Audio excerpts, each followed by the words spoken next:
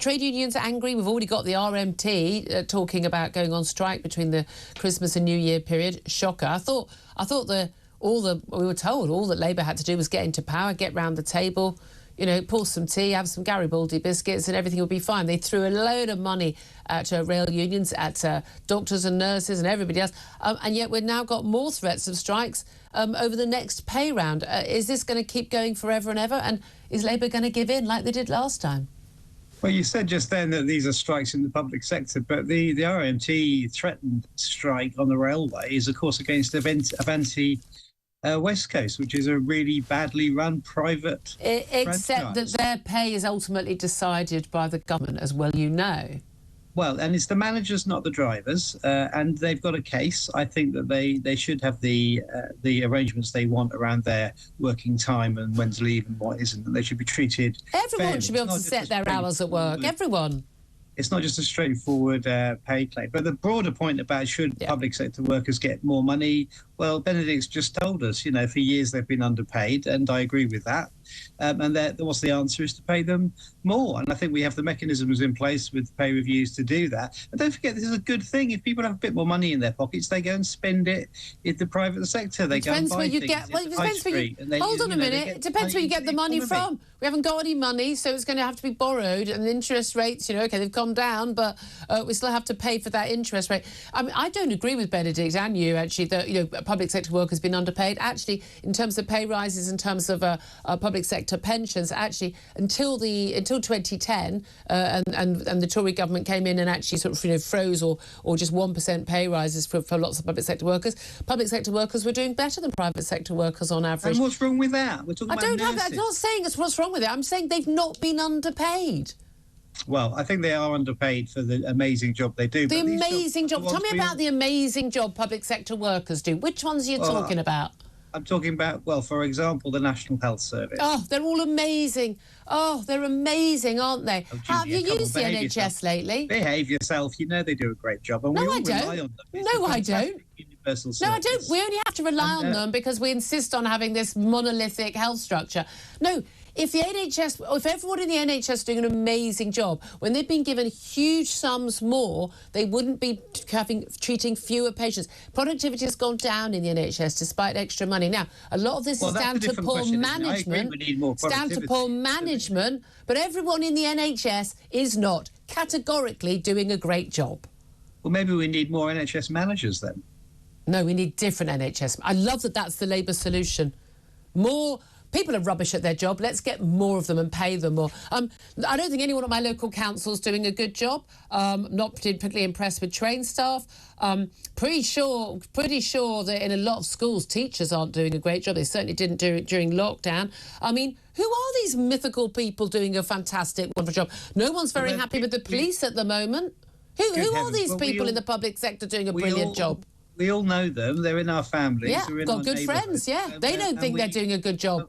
And we know people are doing a fantastic job, and teachers go the extra mile, nurses go the extra mile. Do they? Those teachers who sat at home for 2 years, those ones? You know, there's nothing wrong.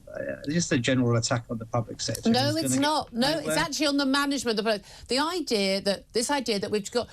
There's this idea that people in the public sector go to work to help all us. No, they go to work because they've got a job. There are lots of brilliant people in the public sector. There are lots of brilliant people in the private sector who do a great job. There are also lots of useless, lazy people who do nothing. Well. Right. Well, don't blame public sector workers then. I mean, if there's a general malaise... No, you were the one who stated that the public sector workers do a great job. They do a fantastic job. We just got rely on them. Apart from all the ones who don't. We need to pay them more. We should pay them more. We should pay train drivers. Should we pay train drivers more? More civilised. I think we do. I think they are underpaid. Why don't train drivers are underpaid? They're on about 80k. They deserve the pay claims that they are going after as well. And why not? Because then they spend the money in the local pubs and restaurants and shops. Brilliant. And what about the people who have to be taxed more to pay for that, who then don't have that money to spend in the local shops and pubs and restaurants? Well, I do think we need to revive the railway, and the fact that we've brought it back into the public ownership, I think, will help with that. You're going to. You haven't already done it. No, the franchises will come in as they come up, as you know. But I think that if you get more people on the railway, that's a good thing. I love the railway. I'm on it every week. Oh, most people aren't. You know what most people do? They drive their cars. And they're being taxed to the hilt. Well, people can't get out of there. Paul, I hate to break this to you, my love. Not everyone lives in London with 15 different transport options. I don't live in London. I don't live in London. You live on a train line. How useful for you. Most people in this country don't have a train service that operates between them and their workplace or them and their child's school. They just don't. They have no choice but to drive. Well, that's why we need better public transport. Let's have a railway line between everyone's house. I mean, seriously. So we're going to pay everyone £1 million to go to work. We're going to. I mean, come on, Paul, you're not living in the real world, mate. The alternative is just low pay, where people can't get by from one bit to the next, and then they've no spare cash to spend. Listen, if you're worried about low pay, Paul, here's an idea. Why not stop bringing in 1 million more people a year on low-skilled, low-wage jobs to compete with people on low pay so they can't get higher pay?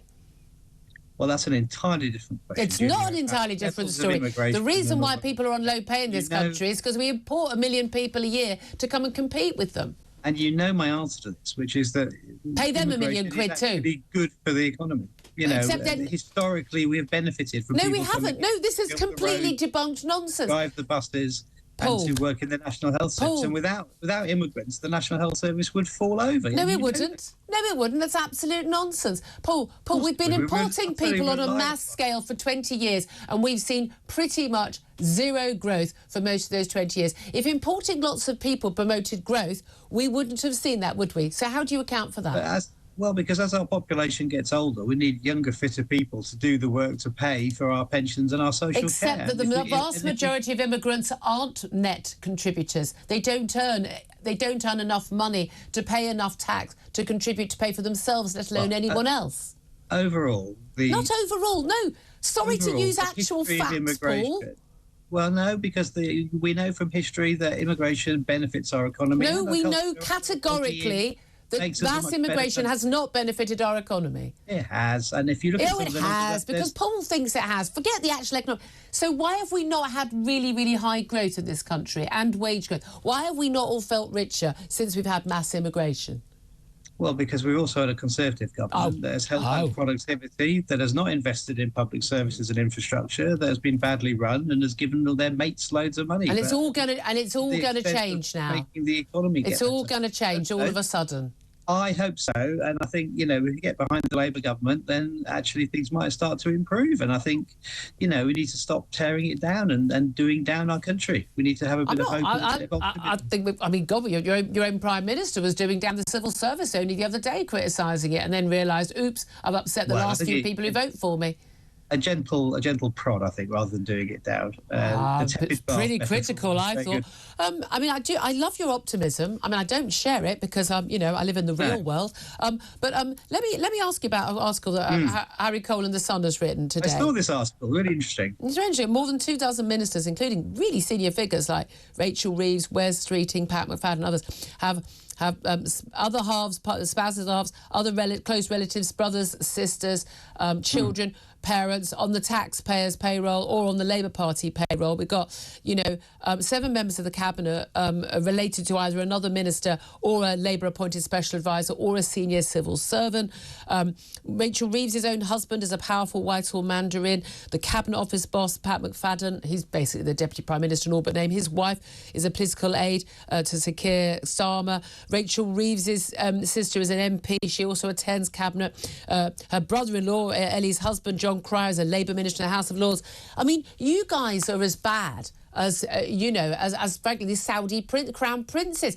Everyone's on the payroll. Oh, let's give someone's daughter who used to work in the Blair government, let's give her a nice MP safe seat, get her into Cabinet. I mean, come on. This is not what Labour's supposed to stand for. There's a perfectly good answer to this, which is that if you are involved in politics, you tend to, socialise and go out and date and marry ultimately and have children, people in politics. politics is a funny world, politics, as you know from observing it for so many years. And it's a fairly sort of narrow gene pool, and people just tend to know each other, and so they'll go on and have relationships and be married to each other. But isn't that the problem? It's a very, very, very small, insular world, and you only, particularly on the left, you only mix with people who agree with you on everything. No, I think you can look at, you know, for example, football families, you know, where fathers and sons both play football, where other They're trades not running like the law, country. people go into law, journalism.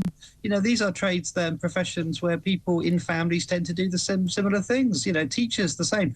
It's just a thing that politics throws up. I don't think there's anything insidious about it. And it means that if they've been, you know, in politics all their lives and they know about politics, those are the people I want doing my politics. Except they all agree with each other. They all come from exactly what's going on. I thought you guys were all in favour of inclusivity and diversity, except all the people you've got in.